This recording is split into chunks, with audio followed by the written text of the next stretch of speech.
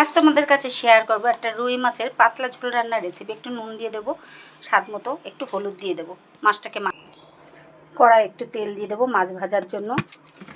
তেলটা গরম হোক, তেলটা গরম হয়েছে মাছটাকে ছেড়ে দেবো, ভালো করে ভেজে মাছটা ভালো করে ভেজে নেবো। মাছটা হয়ে গেছে ভাজা, এবার আমি মাছটাকে তুলে নেবো। একটু জিরে ফোড়ন দিয়ে দেবো, জিরে কটা পোড়া হয়ে গেছে, আলু কটা ঢেলে দেবো।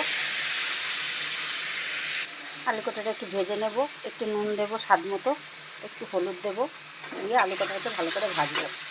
আলু ভাজার মধ্যে দুটো লঙ্কা দিয়ে দেবো। আলু ভাজা হয়ে গেছে, মিক্সচার একটু মশলা করে রেখেছে জিরে আর লঙ্কা বাটা, ওটাকে আমি দিয়ে দেবো। এর মধ্যে একটু স্বাদ মতো নুন দিয়ে দেবো, একটু হলুদ দিয়ে দেবো। অনেক রকম মশলা ছাড়া রাঁধতে পারেন না, আমি খুবই শর্টে রান্না করেছি। কাঁচা লঙ্কা বাটা দিয়ে আর জিরে বাটা দিয়ে রুই মাছের কষানো হয়ে গেছে, পরিমাণ মতো জল দিয়ে দেবো, মাছ কাটাটা দিয়ে দেবো। দেখো রুই মাছের ঝোলটা আমার হয়ে গেছে। তোমাদের যদি আমার এই ভিডিওটা ভালো লাগে তোমরা লাইক করবে, কমেন্ট করবে, সাবস্ক্রাইব করতে ভুলবে না। Thank you.